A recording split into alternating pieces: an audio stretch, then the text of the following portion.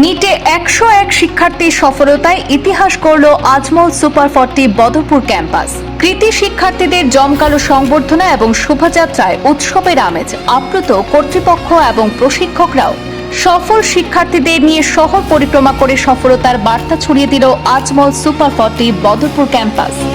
মেডিকেলে ভর্তির সর্বভারতীয় প্রবেশিকা পরীক্ষা নিট ইউজি 2026 পরীক্ষায় আবারও নজর কেড়েছে বদরপুরের আজমল সুপার 40 ক্যাম্পাস।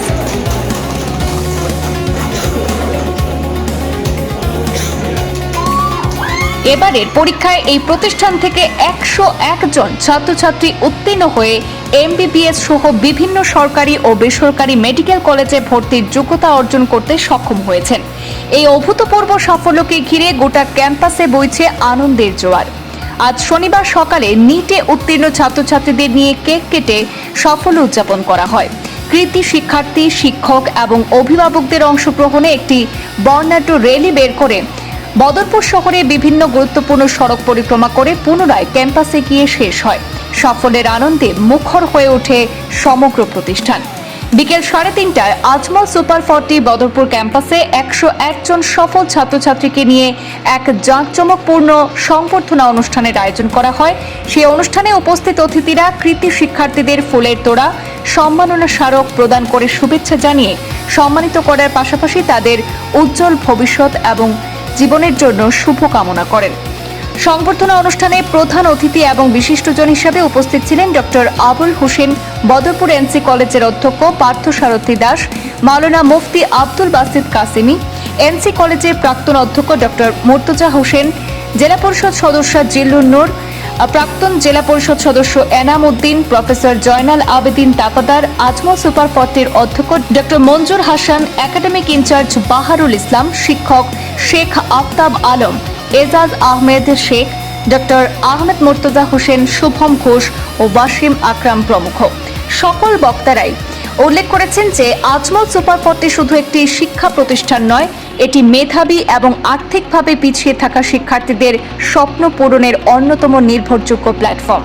সফল শিক্ষার্থীদের নিষ্ঠা, কঠোর পরিশ্রম এবং শিক্ষকদের অক্লান্ত প্রচেষ্টার ভূয়সী প্রশংসা করেন এবং ভবিষ্যতে সমাজসেবার মনোভাব নিয়ে একজন আদর্শ চিকিৎসক হিসাবে দেশের মানুষের পাশে দাঁড়ানোর আহ্বান জানান।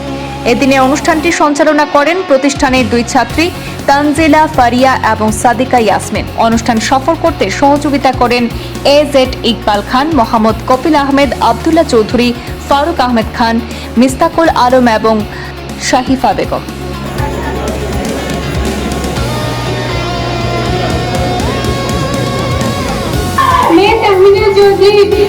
मेरा नीट का स्कोर है 600 और मैंने यहाँ पर 3 साल इंटीग्रेटेड कोर्स किया है, जहाँ पर 11, 12 और 1 साल चैलेंजर।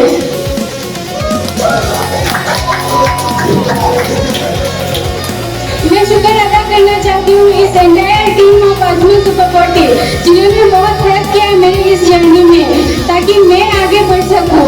उसमें उनका कोई फायदा नहीं था, पर फिर भी उन्होंने मेरा हेल्प किया सेल्फलेसली, इसलिए मैं उन सबका शुक्रिया अदा करना चाहती हूँ। Thank you. Congratulations to all of us कि we are becoming the future doctors.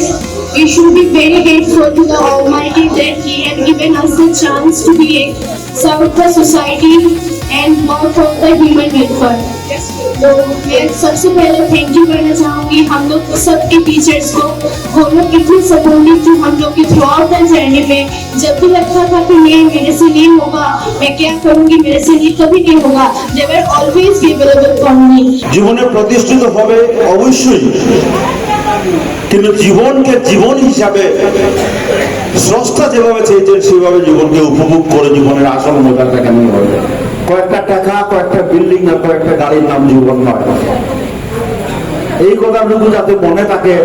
তোমাদের এখানে অনেক মোটিভেশনাল স্পিচ হয়, আমি বিশ্বাস করি তোমরা এমন এক মেন্টরের আন্ডারে পড়াশোনা করেছো, তোমাদের দ্বারা এই ধরনের ভুল হবে না।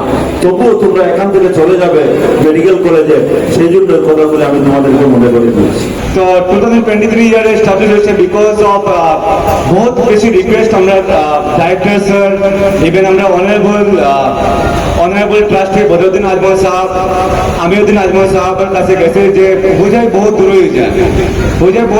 হয়ে যায়, তো আমরা লোকালে একটা আজমল সুপারফর্টি ক্যাম্পাস লাগে, সো দ্যাট আমরা বহুত স্টুডেন্টে বোঝাই না গিয়া উদয়পুর ক্যাম্পাসে স্টাডি করতে পারে অ্যান্ড মেডিকেল সিট একুয়ার করতে পারে।